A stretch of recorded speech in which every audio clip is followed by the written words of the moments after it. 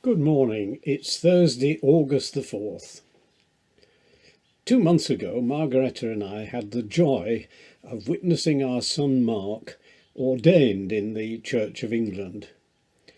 On that occasion, we gave him a book, Hearing God in Poetry by Richard Harries, the former Bishop of Oxford. And one of the poems included in the book was The Poor Parson from Geoffrey Chaucer's Canterbury Tales.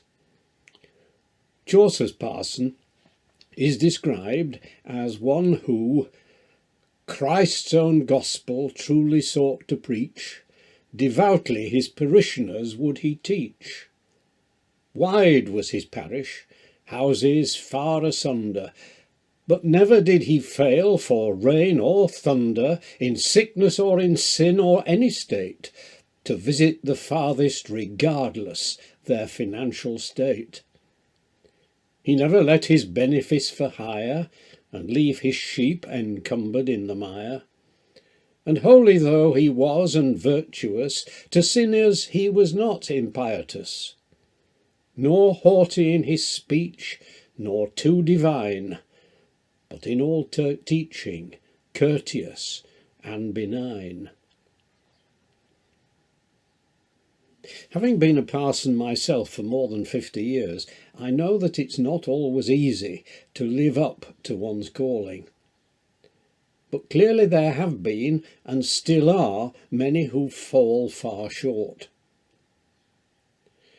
Jill Hornby's novel, Miss Austen, is about Jane Austen's sister Cassandra, and it describes a country parish where it's the women, the vicar's wife and daughters, who, and I quote, provided the vital care for the parishioners, the broth for the sick, the clothes for the poor, the basic education.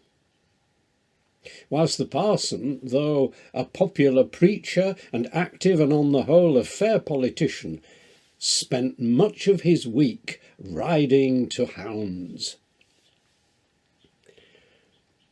When men and women are ordained to the ministry of word and sacrament, they make far-reaching promises to live a holy life, to maintain the truth of the gospel, to preach the word and administer the sacraments, to exercise pastoral care and to give leadership in the church.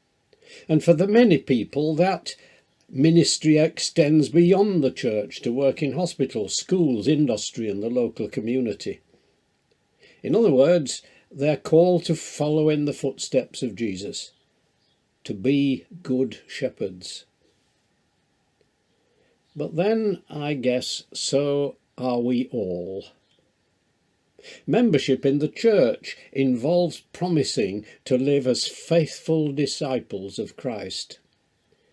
And that too means applying his standards, his values of truth, forgiveness, compassion and love to every part of one's life. I think any one of us will do well to try to emulate Chaucer's parson. He had no thirst for pomp or ceremony, nor spiced his conscience and morality, but Christ's own law and his apostles 12 he taught. But first he followed it himself.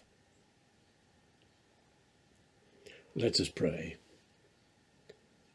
Lord Christ, the Good Shepherd, lead us by your grace, and enable us to grow together in humility, gentleness, and patience, to nurture each other in faith and bear one another in love, to seek true unity and peace in the church, in family life, in the community, and in the wider world. Amen.